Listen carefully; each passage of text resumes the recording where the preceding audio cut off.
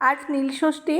সারাদিন উপোস করার পর কিছুতেই ওই মিষ্টি মিষ্টি সাবু মাখা খেতে ইচ্ছে করছিল না, তাই এই সাবুর খিচুড়ি রান্না করছি। এর জন্য আমি 1 কাপ সাবু ধুয়ে জল ঝরিয়ে নিয়েছি আর হাফ কাপ ডাল শুকনো খোলায় ভেজে ধুয়ে নিয়েছি। এবার সর্ষের তেলে ছোট ছোট টুকরো করে আলু একটু নুন দিয়ে ভালো করে ভেজে নিয়ে শেষে একটু মটরশুঁটি দিয়ে নাড়াচাড়া করে নামিয়ে নিয়ে কড়াইয়ে 1 টেবিল চামচ ঘি, তেজপাতা, শুকনো লঙ্কার গোটা জিরে ফোড়ন দেওয়ার পর সাবুটা ঢেলে দিয়ে 2-3 মিনিট নাড়াচাড়া করে ডালটাও দিয়ে দিলাম। আবার একটু ভেজে নেওয়ার পর আদা কাঁচা লঙ্কা বাটা, হলুদ, নুন আর সামান্য একটু চিনি দিয়ে টমেটো দিয়ে দিলাম।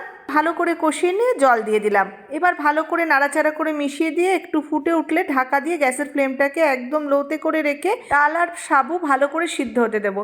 দেখুন ডাল এত সুন্দর সিদ্ধ হয়েছে, গোটা গোটা রয়েছে, অথচ চামচ দিয়ে একটু চাপ দিলে কিন্তু একদম স্মুথ হয়ে যাচ্ছে। সাবুদানাগুলোও একই রকম খুব ভালো সিদ্ধ হবে, অথচ সব গোটা গোটা থাকবে। শেষে একটু গরম মশলা ছড়িয়ে নেড়েচেড়ে মিশিয়ে দিয়ে একটু পাতলা পাতলা রেখে নামিয়ে নিতে হবে।